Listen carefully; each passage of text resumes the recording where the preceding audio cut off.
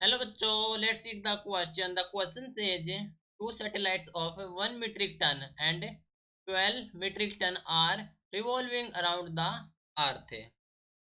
The height of these two satellites from the earth are 1600 kilometer and 25,600 kilometer respectively. What is the ratio of their time periods and what is the ratio of the acceleration due to gravity at those heights where radius of earth is 6400 kilometre. Question में बोला गया है कि to satellite है जिसका 1 metric ton and 12 metric ton masses है जो कि रिवॉल्व करी है अराउंड द अर्थ. और जो height of this two satellite from the earth है 1600 किलोमीटर एंड 25,600 किलोमीटर रिस्पेक्टिवली. तो हमें बताना है कि ratio of their time period and ratio of acceleration due to gravity at those height, जहाँ पर जो रेडियस ऑफ अर्थ है दैट इज द 6400 किलोमीटर.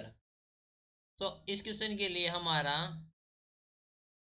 की कॉन्सेप्ट यूज हो रहा है that is the time period and acceleration due to gravity.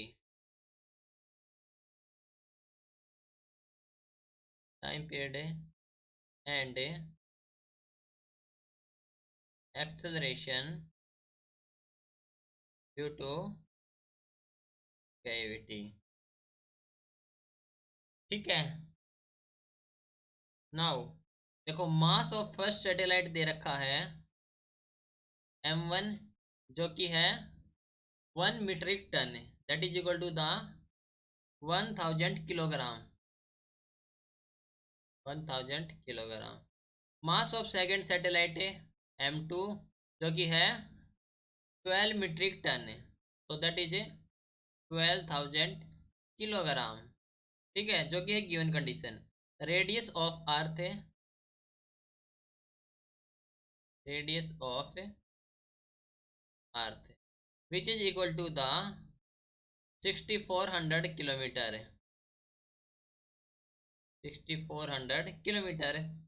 And जो distance है of first satellite, distance of first satellite from the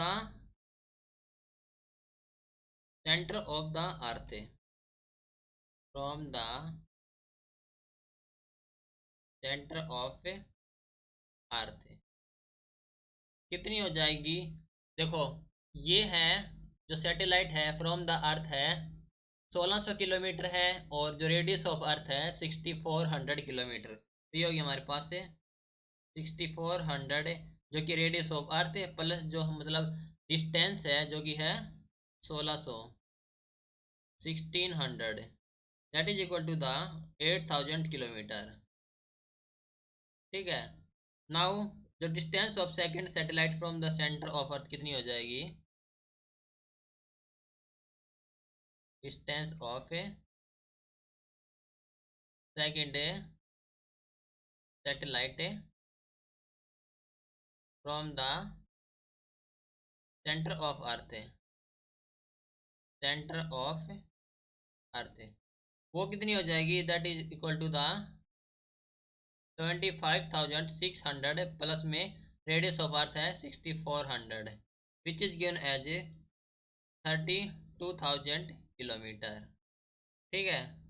तो हम जानते हैं कि जो केप्लस लॉ है, now Kepler's law given as T square is directly proportional to the R cube है. तो this is the equation first है. तो मान लेंगे यहाँ से जब टी1 का स्क्वायर हो जाएगा is directly proportional to the r1 की क्यूब है एंड टी2 का square is directly proportional to the r2 की क्यूब. ठीक है. नाउ रेशियो फाइंड आउट करेंगे that is equal to the टी1 का स्क्वायर अपॉन टी2 का स्क्वायर. ये हमारे पास जो हो गया ratio of the time period which is equal to the r1 की क्यूब अपॉन r2 की क्यूब, r2 की क्यूब. ठीक है. तो ये हो गया हमारे पास जो r1 क्या है, distance of first satellite from the centre of अर्थ. ये हो गया हमारे पास है 8000 के क्यूब अपॉन R2 क्या है, distance of second satellite from the centre of earth, that is 32,000, इसका है हमारे पास क्यूब। ठीक है, तो इसका क्यूब फाइंड आउट करेंगे और जो रेशियो फाइंड आउट करेंगे वो हो जाएगा हमारे पास 1/8।